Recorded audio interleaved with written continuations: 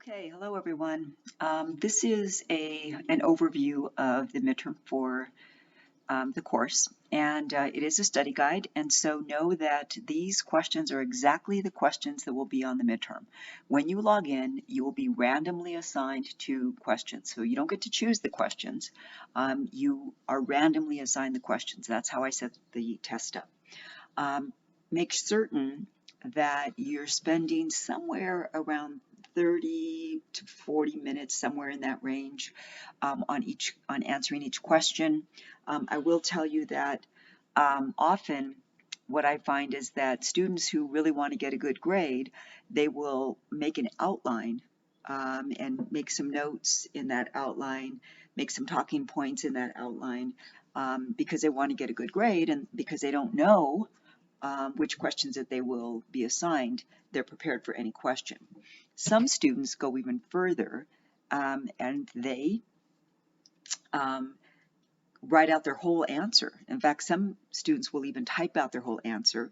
And then that way, when they log in, no matter which questions they get, they've got these full written answers where they've had a lot of time to think about it and cut and paste and add things in and think about it and go back to it.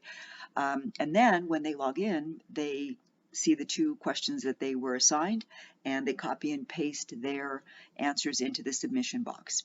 I'm okay with that for this reason. It tells me that you spent a lot of time studying and you prepared in full an answer for each question. So I'm okay with that. On the other hand, there are students who think, well, I'll just, study as best I can and then I'll log in and I'll see what I get. All of those approaches work. Generally, the first two approaches work the best in terms of getting the better grade, but all of them will work. And so you know yourself, decide what it is you feel like you need to do. So let's go to these. First off, let's take a look at question number 1. It comes from chapter 3. It says to explain in detail how the three perspectives, functionalist, conflict, and symbolic interactionist, analyze culture.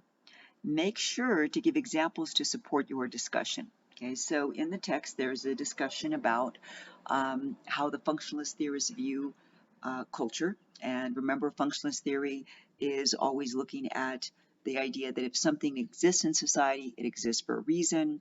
And so for functionalist theorists, functionalist theorists believe that culture is very important. And one of the things that they point to is the presence of cultural universals. Cultural universals, remember, are things that are present in almost every culture known to humans. And some of those cultural universals are things such as traditions, values, language, religion, types of food. All of those things are part of culture, but also so are art. Even very early art, like cave art, for example, it's art. It's a way that people had of expressing themselves. And for us as humans, from the functionalist perspective, culture does really enable us to express ourselves, whether it's through our language, our music, our food, our art, our literature, stories that we tell. Those are all part of culture. And so culture is positive for us as humans, say functionalist theorists. It enables us to express ourselves, to find unity with others who are similar to ourselves, to feel good about our group, etc. Remember that conflict theorists, of course, are much more critical. And so for conflict theorists, when they look at culture, they tend to argue that culture may be all those wonderful things that functionalist theorists point out. However, conflict theorists focus more on the fact that culture has often been used to disadvantage some people in a society and to advantage others, particularly the people who have the power. So you could just think about, say, speaking English. If you could speak English in this country, great. If you speak it fluently, great.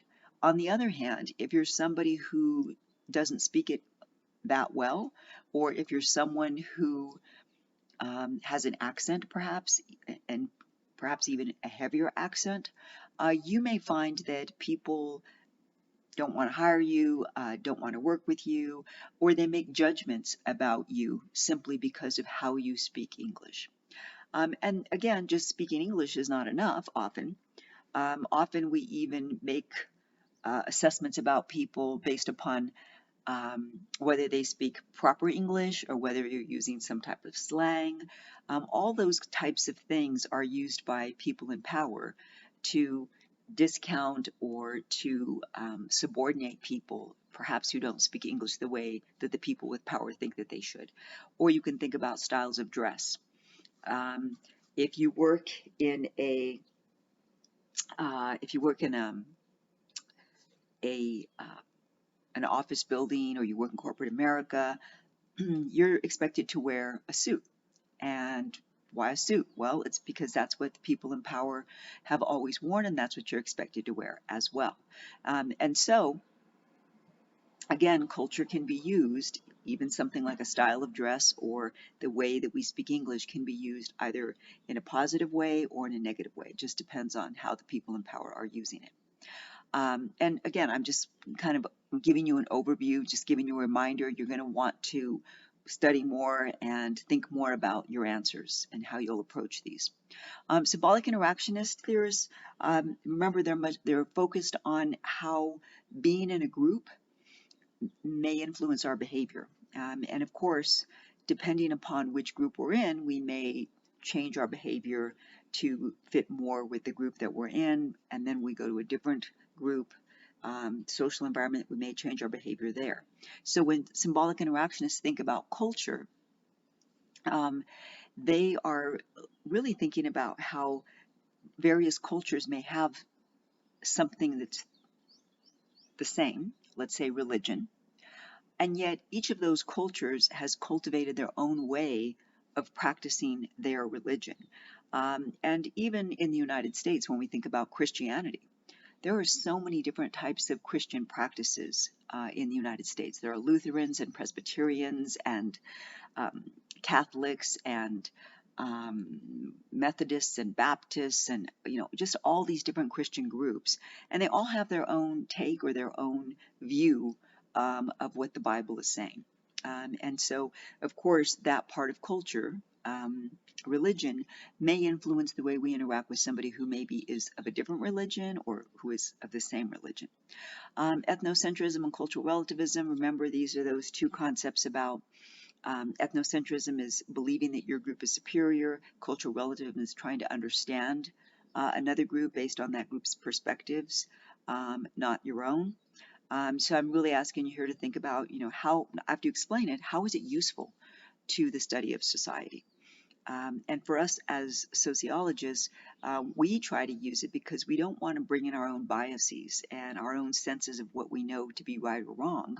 We really want to try to study a society, a group, based upon that group's norms and values and what that group views, what that group's views are. And are there limitations? There are some people who say no. I believe that there are times when we shouldn't use it, when there are limits to cultural relativism. For example, if abusing women is acceptable in one culture, I believe that we need to stand up when women are abused in any way and say, no, you can't do that. So I think here of female genital mutilation or female circumcision, as it is known medically, whereby women's genitalia, various parts of it, are removed so that she will remain a virgin and to make sure that she's pure. And then when she is married, she is cut, her genitalia are cut open again so that she can have sex with her husband. If you don't know much about female genital mutilation, or female circumcision, you can look it up. But I do think that there are times when we shouldn't use it. And I can think also of genocide, another thing.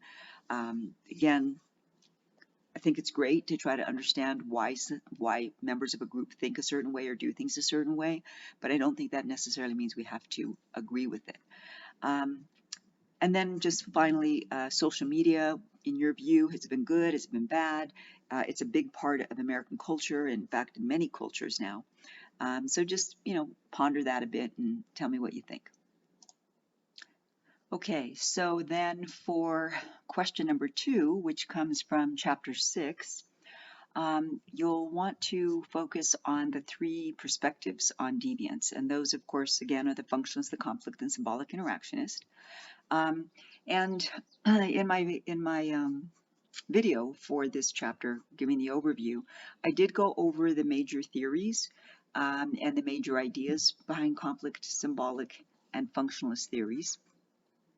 And so you'll want to make sure you discuss at least one theory each for functionalist and symbolic interactionist perspectives.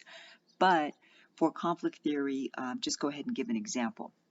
And then explain the concept. Oh, and by the way, when you talk about the theory, for example, if you choose for functionalist theory, you choose Robert Merton's theory, then make sure that you explain in detail his idea and make sure that you explain the 5 responses for Merton's theory. And again, if you choose for symbolic interactionists to discuss Donald Sutherland's theory, differential association, make sure that you're not just saying what he says, but give an example of it. Make sure that you're fully explaining. Because when I go over something, or when the author of the textbook goes over something, you notice that they don't just make a statement. I don't just make a statement. I explain it. I explain the details that make my statement, that support my statement. Finally, I ask you to explain the concept of rehabilitation in the criminal justice system and to discuss how it is used in Scandinavia. I even put a clip in the module for chapter 6 you can take a look at that gives you a little bit more information in a video format about prison in Scandinavia. And after you've explained how it works, what they do in Scandinavia, I ask you, do you think this type of system could work in the US? And explain why or why you don't think it could work. For number 3, which comes from chapter 1, I ask you here to explain the functionalist, conflict, and symbolic interactionist perspectives approach to the study of society, and to discuss the advantages and critiques of each perspective. Okay, so there's quite a bit of detail in chapter 1 for the functionalist, the conflict, and the symbolic interactionist perspectives. And there's also a discussion about the advantages as well as the critiques or the criticisms of each perspective. So make sure that you're doing both, explaining the perspective and then talking about the advantages and critiques of each one. What is a sociological imagination? So explain what that is, give an example. How can this concept be useful to the study of society? Well, as you hopefully remember reading in chapter 1, we want to use it. As sociologists, we always want to try to understand any group that we're studying, not from our own biased perspective, but really from the perspective of the people that we're studying. And so for us, it helps to keep us objective. Now, can this concept be useful to the study of society? I've just answered that. I also want you to consider, could this be useful sociological imagination? Could it be useful to, I'm not asking you this, but just think about how it can be useful to you as well as you meet new people or have to work with new people. Then I say, finally discuss the work of Durkheim, Weber, and Marx in detail. And so that means exactly what it says, in detail. Don't just say Karl Marx was French, he was a sociologist, here were his birth years, birth date, and this is when he died. You want to at least talk about a major piece or concept that is discussed in the textbook. The same thing for Weber and the same thing for Marx. Question number 4 is from chapter 5. I ask you here to explain how the 3 perspectives analyze socialization. And again, thinking about the textbook and the discussion about the textbook, from a functionalist perspective, socialization is very beneficial for us. Imagine if we didn't learn how to read and write and talk and feed ourselves and dress ourselves. Imagine how difficult it would be for all of us to get around in society. And so all of those things that we're taught as we are children and adolescents, even going into adulthood. All of the things that we're learning, all the socialization that occurs enables us to be contributing and functioning members of society. So from a functionalist perspective, very positive, and you would want to give some examples. Conflict perspective, remember, is looking at things more critically. From a conflict perspective, socialization can sometimes be negative, particularly if, again, you are someone who doesn't meet the expectations that the larger society has, that the dominant society has, and the things that you're being told or the norms or the values that you're being taught are in conflict perhaps with, say, your cultural ones or your religious ones. Sometimes socialization can be used in a negative way, and I give this example of Indian boarding schools back in the latter part of the 19th century and into the middle of the 20th century, where young Native American children were removed from their homes without consent of their parents, and they were forced to be socialized and educated according to the dominant white group's way of thinking. And so that was particularly, from a conflict perspective, that was particularly harmful to those children because they were punished for trying to retain any of their culture. So that's just an example. But again, you can think of your own examples, and really reflect and think as you're studying. Symbolic interactionist perspective, looking at socialization, again, looking at how people interact within groups. And symbolic interactionist theorists are really interested in how within various societies, various countries, people are socialized perhaps very differently, but in many ways there are a lot of commonalities too. For example, most parents, no matter what society, no matter what country you're in, want the best for their children and try to do the best for their children. That's a common theme among humans. Now, there may be differences in how they go about doing that, and that's something that a symbolic interactionist theorist would be really interested in learning. And so, again, you can give some examples of that. Explain how George Ritzer's concept of McDonaldization well, that's a typo. Explain how George Ritzer's concept of McDonaldization and discuss whether you agree with him. Why or why not? So, what do you explain what he means by McDonaldization, and then what do you think? Do you think he's right? Think he's wrong? Whatever you say, though, make sure that you're supporting it with details, with examples. Make sure to give examples to support your opinion, so I tell you there. Discuss one primary group and one secondary group in your life, and explain several positive things that you get from being in each group and several potentially negative things that you experience from time to time in each group. Remember that no group is perfect, right? I mean, if say your family is your primary group, I'm sure there are many, many wonderful positive things that you get from being part of that group, but no family is perfect, and so at some point in time, there are some negative things that you've probably experienced over time. They're not necessarily long-lasting, but potentially negative things. How has each group shaped or influenced who you are today? Okay, so how's your primary group shaped you or influenced you, and who you are today, and how's your secondary group influenced you? Obviously, primary groups have much more influence, but secondary groups can have an influence too. Explain the last one, question 5. Explain socialization and discuss the agents of socialization. So here, what I want you to do is, what is socialization? Define it. Then the agents of socialization are discussed in great detail. And I see that I'm going to have to correct this because that first part should not be in question 4.